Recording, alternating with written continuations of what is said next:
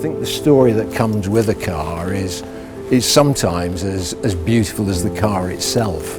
The stories and the emotion and the passion behind these cars come to life. But turning it into exactly what somebody wants, I think we're fulfilling dreams actually in delivering these cars, but turning them into something that they weren't in the day. You know, we're talking a long time since the 50s and 60s and early 70s.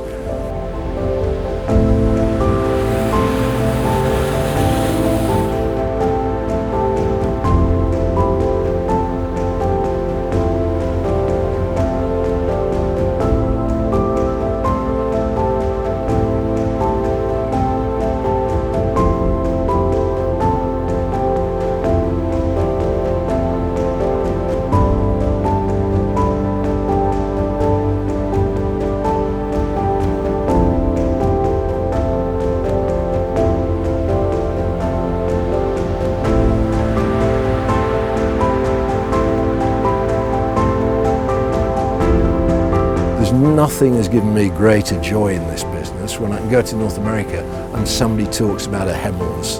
They don't talk about a restored Mercedes, they talk about a Hemmels. To me, that was it. It was worth every penny of the journey.